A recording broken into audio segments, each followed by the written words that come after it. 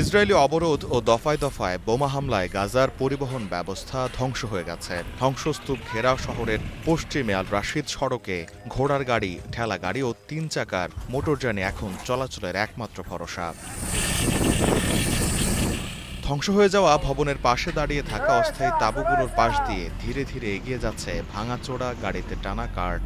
জ্বালানির অস্বাভাবিক মূল্যবৃদ্ধি এবং অবকাঠামোর ধ্বংসলীলা গাজাবাসীকে ফেলেছে এক ভয়াবহ পরিবহন সংকটে। গাড়ির জন্য অপেক্ষায় থাকা হোসেইন আল হামারনা নামের এক বাসিন্দা জানান, যানবাহনের চরম সংকটে ভুগছেন তারা। যাতায়াত অনিরাপদ ও অস্বস্তিকর, ভাড়া অনেক বেশি। কোনো কাজে বের হলে পেরিয়ে যায় পুরো দিন। গাজায় ১ বছর পার হয়েছে ইসরায়েলের অবরোধ। এ সময় জ্বালানি ও যানবাহনের যন্ত্রাংশ প্রবেশ সম্পূর্ণ নিষিদ্ধ থাকায় পেট্রোল ও ডিজেলের দাম আকাশ ছুঁয়েছে। কোথাও প্রতি লিটার ডিজেল বিক্রি হচ্ছে ১০০ শেকেল বা $২৭ কাছাকাছি। রাস্তার পাশেই গড়ে উঠেছে জ্বালানির কালোবাজার। বাধ্য হয়ে অনেক চালক স্থানীয়ভাবে তৈরি নিম্নমানের জ্বালানি ব্যবহার করছেন।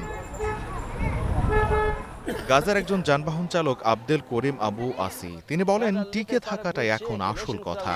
গাড়ির যে যন্ত্রাংশ আগে ১০০ শেকেলে পাওয়া যেত, তার দাম এখন ২০০০ শেকেল ছাড়িয়েছে। আর সড়কও প্রায় চলাচলের অনুপযোগী। এই সংকট শুধু চালকদের নয়, সাধারণ মানুষের জীবনকেও করে ফেলেছে স্থবির। যেখানে প্রতিদিনের খাদ্য সংকট, সেখানে যাতায়াতের জন্য গাড়ি ব্যবহার অনেকটাই কমিয়ে দিয়েছেন বাসিন্দারা। বেশিরভাগ মানুষ গন্তব্যে যাচ্ছেন হেঁটেই। যারা তাঁবুতে বা অস্থায়ী আশ্রয়ে বাস করছেন, তাদের দুর্ভোগ আরও বেশি। গোলাম কিবরিয়া, স্টার নিউজ।